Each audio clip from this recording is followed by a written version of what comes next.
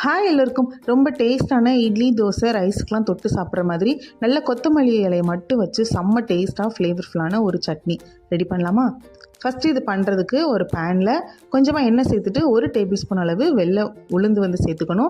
உளுந்து நல்லா ரோஸ்ட் பண்ணதுக்கப்புறமா காரத்துக்கு தகுந்த மாதிரி காஞ்ச மிளகா, கொஞ்சமாக பூண்டு சேர்த்து அதையும் ரோஸ்ட் பண்ணதுக்கப்புறமா கொஞ்சமாக வந்து வெங்காயம், நான் வந்து ஒரு பாதி பெரிய சைஸ் வெங்காயம் எடுத்திருக்கேன், அதையும் கட் பண்ணி சேர்த்துக்கலாம். வெங்காயம் நல்லா வதங்கினதுக்கப்புறமா ஒரு சின்ன துண்டு புளி, ஒரு பெரிய சைஸ் தக்காளியை கட் பண்ணி சேர்த்துக்கணும். தக்காளி நல்லா இந்த மாதிரி குக் ஆகணும். அதுக்கப்புறமா கொஞ்சமாக கருவேப்பிலை, ஒரு அரைக்கட்டு அளவு மல்லி இலை நல்லா ஃப்ரெஷ்ஷாக இருக்கணும்.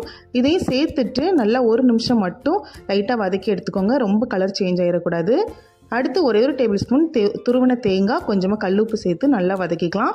இதில் வந்து மல்லி இலை தான் நமக்கு வந்து அதிகமாக இருக்கணும். வெங்காயம், தக்காளி ரொம்ப கம்மியாக சேர்த்துக்கோங்க. அப்போ தான் மல்லி இலையோட ஃப்ளேவர் வந்து நல்லா ஜாஸ்தியாக இருக்கும், டேஸ்ட்டும் நல்லாயிருக்கும்.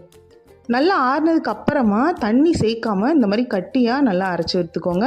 அடுத்து எல்லா சட்னியும் தாளிக்கிற மாதிரி கொஞ்சமாக எண்ணெய், கடுகு, கருவேப்பிலை சேர்த்து தாளித்து கொட்டிட்டிங்கன்னா செம்ம டேஸ்ட்டாக ஃப்ளேவர்ஃபுல்லான ஒரு கொத்தமல்லி சட்னி வந்து ரெடி ஆயிடும். நல்ல முருகலான தோசை இல்லைன்னா கல் தோசைக்கு வச்சு சாப்பிட்டு பாருங்கள், அவ்வளோ அல்ட்டியாக இருக்கும். கண்டிப்பாக ட்ரை பண்ணி பாருங்கள். வீடியோ பிடிச்சிருந்தா லைக் பண்ணுங்கள். தேங்க்யூ.